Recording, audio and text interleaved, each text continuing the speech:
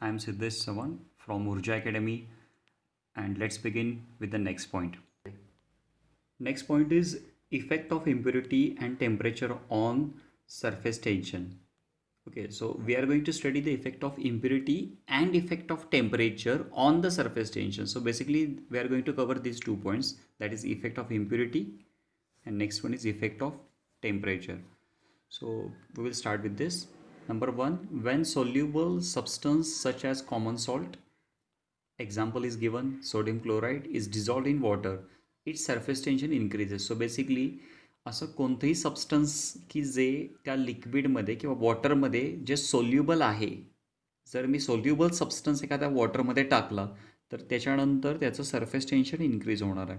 So basically example आहे, suppose मी पाण्यामध्ये मीठ टाकलं, if I add something sodium chloride, or we can say NaCl or salt in a water, then its surface tension increases.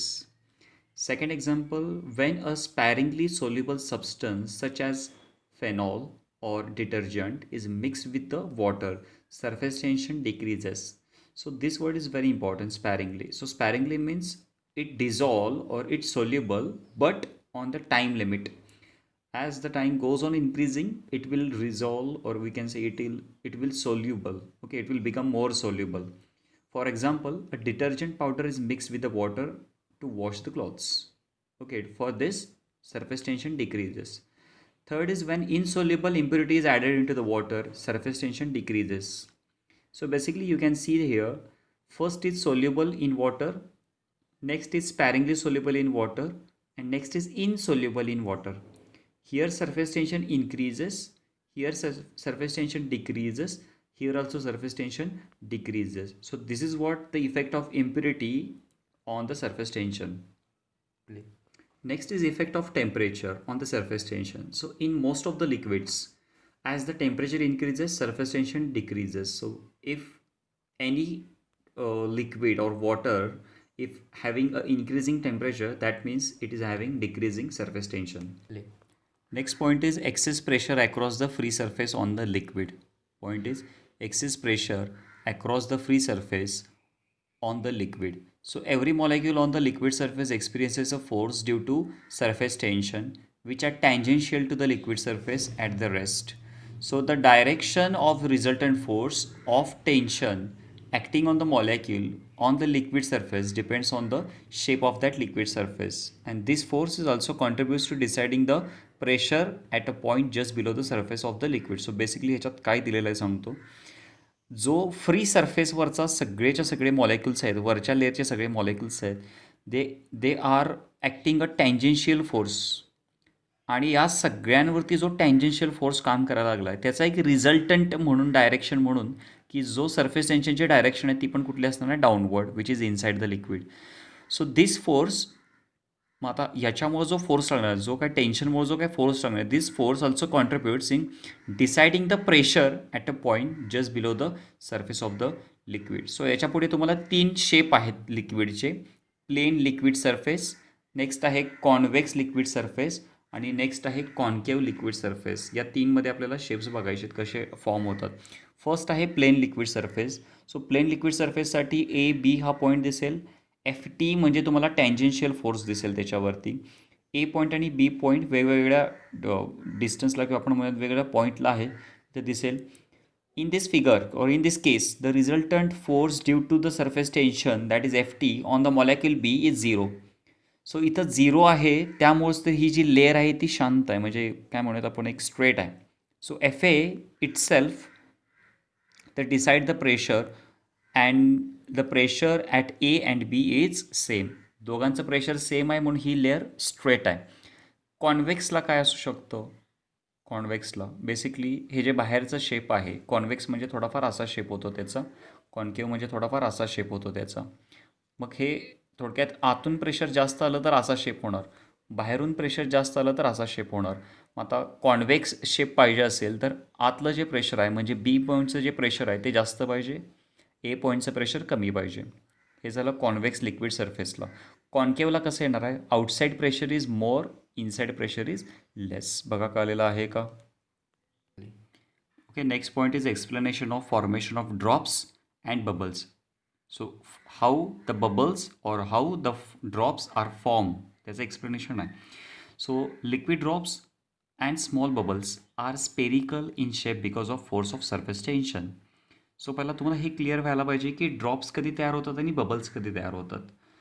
जर outside portion हा air असेल, inside portion हा liquid असेल, जस्ट लाईक ही हवा आहे, पूर्ण एअर आहे आणि त्याच्यामध्ये एक हा असा पाण्याचा थेंब आहे, आपण म्हणतो त्याला आपण ड्रॉप म्हणणार आहे. ओके, त्याला आपण ड्रॉप म्हणणार. आणि बबल म्हणजे काय असतं, आउटसाईड लिक्विड असतं सगळं, इट इज ऑल लिक्विड, आणि इनसाईड एक गॅप राहिलेला असतो which is a spherical one, so त्याला आपण बबल म्हणतो. सो बेसिकली हे समजावून घ्या की ड्रॉप कोण आहे आणि बबल कोण आहे. So the force always try to minimise the surface area of the liquid. A bubble or drop does not collapse because resultant external pressure, the resultant external pressure and the forces of the surface tension is smaller than the pressure inside a drop or pressure inside a bubble. Because outside pressure जास्त आहे, inside कमी असल्यामुळे ते काय असं collapse वगैरे okay होत नाहीत. सो नेक्स्ट आहे आपला, म्हणजे ह्याच्याच पुढचा पॉईंट आहे तो, ॲक्च्युली या पॉईंटमध्येच कवर आहे. Consider a spherical drop as shown in the figure, this figure. तुम्हाला जर नीटली फिगर समजून घ्यायची असेल तर लक्ष द्या. या पॉईंटचं नाव किंवा क्वेश्चनचं नाव आहे तर explain the explanation for the excess pressure inside a liquid drop. Okay, तुम्हाला एक्सेस प्रेशर फाइंड आउट करायचं आहे. तर हा ड्रॉप ॲज अ समजून घ्या की त्याचं जे इनसाइड प्रेशर आहे ते PI आहे, आउटसाईड प्रेशर आहे ते PO आहे. त्याची जी इंटरनल रॅडियस होती ती स्मॉलर होती आणि थोडाफार चेंजेस झाल्यानंतर, थोडक्यात फोर्स लागल्यानंतर आपण असं म्हणूयात की त्याचा एरिया वाढला. एरिया वाढल्यामुळं लेट्स से की हा मोठा एरिया झाला. आतलाचा जो एरिया होता तो लेट्स से की A1 होता, आउटसाईडचा जो एरिया आहे तो लेट्स से की A2 आहे असं समजा. आता एरिया वाढल्यामुळं प्रेशर पण काहीतरी कमी जास्त झाला असेल ते आपल्याला कळेल, लक्ष द्या इकडे. So as the drop of the spherical shape, which is in spherical shape, the pressure PI, that is inside pressure, PO, that is outside pressure.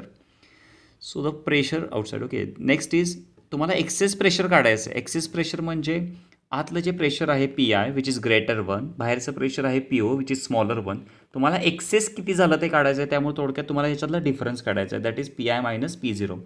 So let the radius of the drop increases from R to R plus R delta R. दिसते का बघा, first radius होती R, next radius झाली R plus delta R. Okay, so फर्स्टचा area होणार आहे 4πr², स्पिअरचा area माहिती असलं पाहिजे, that is 4πr². Next area is 4π, instead of R we are going to write R plus delta R and it's square. Okay, so 4π keep it as it is. A plus B square, similarly R plus delta R square, we get R square plus 2R delta R plus delta R square. So basically if we are multiplying this 4π inside, we get 4π R square, then 8π R delta R plus 4π delta R square. So as delta R is very small, therefore delta R square can be neglected. For example, if I am going to take x is equal to 0.1 and we are squaring it, then we get the answer 0.01. So it is clear that if the value is less than 1, then its square becomes again lesser quantity, not a greater quantity, right? So here it is the delta R square part neglected. So neglected means 0. So what remains, A2 is equal to 4π R square plus 8π R delta R. So we are going to find out the increase in surface area, that is delta A or dA. So increase in area means A2, that is final area, minus A1 means initial area.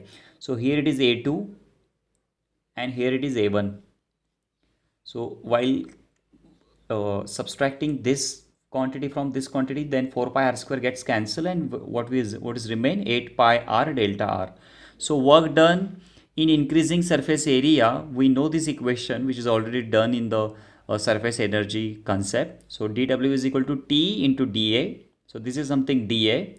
So T is keep it as it is. Next dA 8π R delta R.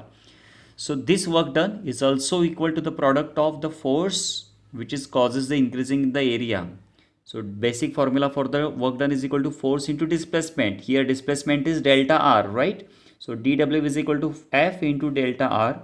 So the excess force is given by pressure into area, because we know the pressure is equal to force upon area, right? We know the pressure is equal to force upon area. We are going to find out the excess pressure. Then it is very clear that we are going to find out excess force first of all, and then excess area, right? So excess force is equal to excess pressure into surface area. Okay, so F is equal to, what is excess pressure? Pi minus P0. What is surface area? That is 4 pi r square. Okay, so equating this equation 2.20, that is dW is equal to something like that, T into 8 pi r delta r, and we have another equation that is dW is equal to something, if we are going to put this value, that is F in that is it becomes Pi minus P0 into 4 pi r square into delta r. So equating these two values, these two equation, that is left hand साईडला दोन्हीकडे dw आहे, right hand side equal करणार, equal केले की आपल्याला एक equation मिळून जाईल. आपल्याला Pi मायनस P0 काढायचं आहे, जे काढायचं आहे ते तिथंच ठेवायला पाहिजे. आणि हा जो काय सगळा ब्रॅकेट आहे हा मल्टिप्लाइडमध्ये आहे, इकडे शिफ्ट केला की डिवाइड होईल. सो फायनली राहून जाईल Pi minus P0 is equal to 2T upon R. So this equation gives the excess pressure inside a drop. This is also called as a Laplace law of spherical membrane. This question is majorly asked in the question paper. So keep in mind that it is also called as Laplace law of spherical membrane. So जे आपण बघितलं मगाशी ते होतं ड्रॉपसाठी. आता आपण बघणार आहे बबलसाठी. बबलसाठी म्हणजे इनसाईडला एक सरफेस आहे आणि आउटसाईडला एक सरफेस आहे. Therefore DA is equal to 2 into, बघा का आलेलं आहे का, मगाशी DA इज इक्वल टू 8 पाय आर डेल्टा आलं होतं, but here we have two surfaces for the bubbles. So DA is equal to 2 into something like that. So this equation also changes. So it finally becomes Pi minus P0 is equal to 4T upon R. Next is capillary action. Again, this concept is very important. A tube having a very fine bore. So it is given over there approximately 1 mm. It's a bore. So obviously it is a diameter. Okay. It's a 1 mm. तुम्हाला एक open tube घ्यायची आहे, दोन्ही साईडला open. बऱ्याच स्टुडंट्सचा थोडंसं misunderstanding असतं की कॅपिलरी ट्यूब म्हणजे वन साईड क्लोज आहे. It is wrong. Capillary tube म्हणजे दोन्ही साईडला ओपन पाहिजे आणि आतला जो बोरचा डायमीटर आहे तो किती पाहिजे, 1 mm पाहिजे approximately, not exactly. So open at both ends is called as capillary tube. So this is something called as capillary tube. So if one end of the capillary tube is deep in something liquid, such like that. Okay, suppose this is liquid. Okay, so one end of the capillary is deep in something like that liquid. Okay, and other end is or completely or partly wets the surface of the capillary. The level of liquid in the capillary rises or somewhere it is falls. So basically capillary action is the process of rising or falling the liquid level inside the capillary tube. So next तुम्हाला आता definition check करायची आहे कॅपिलॅरिटीची. So the फेनॉमेनन of rise or fall of a liquid inside the capillary tube when it is dipped in the liquid is called as capillarity. So capillarity is an action when oil rises up the wick of the lamp, cloth rag the suck water rises the crevices in the rock. So basically these are something examples. Okay, so when capillary is dipped in a liquid, two effects can be observed, only two effects. Okay, either the liquid may rise up or the liquid can fall. So basically these two only cases happen. So in the case of water in a glass, the liquid basically rises. In the case of mercury in a glass, the liquid basically falls. So capillary fall आपण check करायचं आहे पहिला. So consider a capillary tube which is dipped in a liquid such like that. दिसते तुम्हाला 4 point घेतलेले आहेत ABCD. Next point आहे याचा कॅपिलरी राईज आहे, तो पण याच आता मी एक्सप्लेनेशन करणार आहे, त्याच्यावर डिपेंडंट आहे. सो ए पॉईंट म्हणजे कुठं आहे, which is just above and inside the capillary tube. B point which is just below and inside the capillary tube. C point which is just above but outside the capillary tube. D point which is just below and outside the capillary tube. So something PA, PB, PC, PD, these are the values of pressure at these points, okay, respectively. So basically the PB is greater than PA. काय दिलेलं आहे इथं PB is greater than PA. म्हणूनच त्याचा जो shape होणार convex म्हणजे असा होणार तो. बरोबर, कॉन्व्हेक्स म्हणजे असा शेप व्हायला पाहिजे. जर मी म्हटलं की PA is greater than PB म्हटलं तर तो शेप असा होणार कॉन्केव्ह टाईप. पण आता आपल्याला असा शेप बघायचा आहे because it is a mercury. तुम्हाला आत्ताच कळालं की कॅपिलरी फॉल करायचं म्हणजे मर्क्युरी विथ द ग्लास असं चेक करायला पाहिजे. So as these two points that is A and C are at same level, therefore जर सेम लेवलला असतील तर प्रेशर सेम असणार. Therefore PA is equal to PC which is equal to atmospheric pressure. तुम्ही या डायग्राममध्ये बघू शकताय. हे दोन्ही पण एकाच लेवलला आहेत. इथं ॲटमॉस्फिअर आहे, इथं पण ॲटमॉस्फिअर आहे. सो हे दोन्ही पण एकाच लेवलला असल्यामुळं PA is equal to PC. Between the point C and D the surface is plane. जर प्लेन सरफेस असेल तर मगाशी एक्सप्लेनेशन एक झालेलं आहे की त्या दोन्ही पॉईंटचं प्रेशर सेम असतं. मी ते एक डायग्राम काढून दाखवतो. सपोज हे दोन पॉईंट आहेत समजा A अँड B, आणि जर हा सरफेस जर प्लेन असेल तर PA is equal to PB असं बॅक साईड झालेलं आहे. सो या हिशोबाप्रमाणे C आणि D जर एकाच म्हणजे जर सेम असेल त्याच्यामध्ये जर सरफेस प्लेन असेल तर PC is equal to PD असं येणार. But PC is equal to PA पण आहे, त्यामुळे आपण कंबाईनली कसं लिहू शकतो PC is equal to PD is equal to PA. But PB is greater than PD. कसं आलेलं आहे हे बघा, इथं आलेलं आहे. PB जर PA पेक्षा मोठा असेल तर PB हा PD पेक्षा पण मोठा असणार. बरोबर आहे का? पण आता जर तुम्ही डायग्राममध्ये बघितलं तर डायग्राममध्ये हे एकाच सेम हॉरिझॉन्टल लेवल आहेत. मग डायग्राम काय सांगते की या दोघांचं प्रेशर सेम आहे. पण हे जे इक्वेशन आहे या इक्वेशनवरून काय करते की PB is greater than PD. म्हणजे थोडंसं प्रॉब्लेम दिसतोय तुम्हाला. म्हणजे डायग्रामवरून काय सांगते की दोन्ही एका हाईटला असेल तर सेम असायला पाहिजे. पण जर कन्सेप्च्युअल थेरी बघितलं म्हणजे जर ह्याच्यानुसार बघितलं तर PB is greater than PD. मग आता या हिशोबामध्ये जर बघितलं तर जोपर्यंत PB is equal to PD येत नाही तोपर्यंत त्या लेवलची म्हणजे कुठल्या लेवलची, या लेवलची इनसाईड जी लेवल आहे ती एक तर राईज होणार किंवा फॉल होणार. कधीपर्यंत? जोपर्यंत हे दोन्ही प्रेशर सेम येत नाहीत तोपर्यंत. आता इथं कसं दिलं आहे, but the points B and D are at same horizontal level. Thus, in order to maintain the same pressure, mercury mercury in the capillary rushes out of the capillary. म्हणजे ती काय व्हायला चालू करते, कॅपिलरीच्या बाहेर पडायला याला चालू होते. So because of this there is a drop of liquid level in the level of mercury inside the capillary which is shown in this figure. So आता या मात्र पॉईंटला काय होतं की या दोन्ही पॉईंटला प्रेशर काय होतं आहे, सेम होतं आहे. सो हाच क्रायटेरिया कॅपिलरी राईजसाठी. आपण मगाशी या डायग्राममध्ये कॅपिलरी फॉल बघितलं. आता कॅपिलरी काय बघणार आहे, राईजच बघणार आहे. सेमच मेथड आहे. याच्यासाठी मात्र काय होणार आहे की जे प्रेशर्स आहेत ते पण काय होणार, PA PCचं प्रेशर थोडंफार चेंज असणार. जोपर्यंत ते सेम होत नाही तोपर्यंत ही राईज होत जाणार. नेक्स्ट पॉईंट आहे आपला एक्सप्रेशन फॉर कॅपिलरी राईज और कॅपिलरी फॉल. म्हणजे बघा हे H दिसतं ह्याच्यासाठीच एक्सप्रेशन आहे. हे किती वरती गेलेलं आहे किंवा फॉलमध्ये किती खालती आलेलं आहे ह्याच्यासाठी आपण एक्सप्रेशन चेक करायचं. सो दोन मेथड आहे त्याच्यामध्ये. मेथड नंबर 1 आहे using pressure difference method. So pressure due to liquid column at height H must be equal to the pressure difference that is 2T upon R due to कॉन्कॅव्हिटी. So H rho G म्हणजे प्रेशरचा formula आहे, तुम्हाला माहिती असलं पाहिजे, is equal to 2T upon R.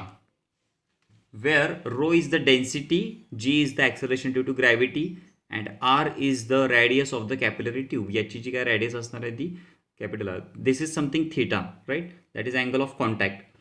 So the radius of curvature capital R of the meniscus is given by capital R is equal to small r into cos theta. कसं काढलं या ह्याच्यावरून काढलं, जरा लक्ष द्या, इथे दाखवतो मी. हा त्या साईडला काढून दाखवतो, लक्ष द्या. सपोज हा जर थिटा असेल, हा जर हायपोटेनियस कॅपिटल R असेल, ही जर ॲडजसंट साईड असेल स्मॉल r, तिथं जर मी कॉस थिटा वापरलं, कॉस थिटाचा बेसिक फॉर्म्युला आहे adjacent side upon hypotenuse. So small आरचा फॉर्म्युला काय येणार, capital R into cos theta.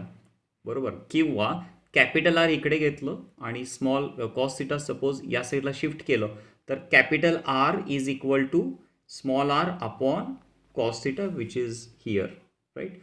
So capital R is equal to small r upon cos theta. So मगाशी जो फॉर्म्युला होता h rho g is equal to 2t upon r होता, त्याच्यामध्ये 2t तरी तसंच ठेवलं आहे. अपॉनमध्ये जे आर आहे ते अपॉनमध्ये आर टाकल्यानंतर हे आर डिवाईडला गेलं आणि अपॉनमध्ये ॲक्च्युली इथं कॉस थिटा लिहायला पाहिजे होतं, पण ते डिनॉमिनेटरच्या डिनॉमिनेटरमध्ये असल्यामुळे ते पुढे जाऊन न्यूमरेटरला गेलं, बरोबर. So H is equal to rho G हे इथं मल्टिप्लाइड आहे, राईट साईडला शिफ्ट केलं की डिवाइड झालं. So H is equal to 2t cos theta upon R rho G. So H is something the equation or this expression for the capillary rise or fall of a liquid. Okay, so basically काय लक्षात येतं आहे की जर मी तुम्ही check केलं H आणि आरमध्ये चेक केलं, हा सी टीसाठी क्वेश्चन आहे, हे इन्व्हर्सली प्रोपोर्शनल आहे. जितकी कॅपिलरी ट्यूबची रेडियस जास्त असणार तितकं हाईट त्याच्यामध्ये कमी बसणार, म्हणजे कमी एकतर राईज होणार किंवा कमी फॉल होणार. So it is inversely proportional. Okay, बघू. सो नेक्स्ट मेथड आहे method 2, that is using force. Method 1 होती ती प्रेशर डिफरन्सची चेक करायची होती. मेथड 2 आहे फोर्सची. याच्यामध्ये तुम्हाला एक कॉन्केव्ह और कॉन्व्हेक्स टाईप शेप दिसू शकतो आणि एक फोर्स दिसेल तुम्हाला जो की टँजेन्शियल फोर्स आहे FT. सो त्याचे दोन या साईडला थिटा असल्यामुळे ह्याला रिझॉल्व केलं.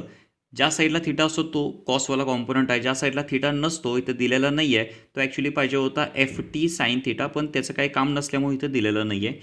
सो द लेंथ इथं जर वाचायला चालू केलं, so the capillary tube having circumference that is 2πr. This is the force due to surface tension. So basic फोर्सचा फॉर्म्युला आहे tension into the length of contact. मग किती लेंथ आहे किंवा किती एरिया आहे that is 2πr. Surface tension is T. So the direction of this force is along the tangent that is FT, its vertical component actually is equal to capital T 2πr into cos theta. Repeat करतो, vertical component of this force is equal to T 2πr into cos theta. Basically actually हा formula येतो त्याचा FT cos theta येतो, पण FT म्हणजेच किती दिला येतं T into 2πr. So ignoring the liquid in the concave meniscus, व्हॉल्यूमचा बेसिक फॉर्म्युला आहे एरिया इंटू लेंथ. एरिया आहे πr², लेंथ आहे h. ओके, सो मासचा फॉर्म्युला कुठला आहे, मासचा व्हॉल्यूम इंटू डेन्सिटी. मग व्हॉल्यूम किती आला πr² h इंटू डेन्सिटी म्हणजे रो. आणि मग लास्टला वेटचा फॉर्म्युला आहे mass into G, mg, W is equal to mg. मग n किती आहे πr² h रो आणि पुढे येणार आहे g. So equating this 2.29 equation and equating this 2.30 equation, दोन्हीच्या लेफ्ट हँड साईड इक्वल असल्यामुळे राईट हँड साईड इक्वल करणार. Therefore πr² h rho g is equal to T into 2πr cos theta. आपल्याला h पाहिजेला त्यामुळे तो तिथे ठेवला, बाकी सगळं राईट साईडला शिफ्ट केलं.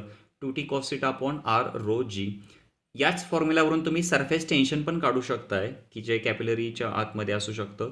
Capillary T is equal to RH rho G upon 2 cos theta. The same expression is also valid for capillary fall discussed which is earlier. Video जर तुम्हाला आवडले असेल, पॉईंट्स नीट समजले असतील तर लाईक, शेअर आणि सबस्क्राईब करा आणि कमेंट बॉक्समध्ये कमेंट द्या. बेल आयकनचं प्रेस करून अपडेटेड राहा व्हिडिओजला. थँक्यू.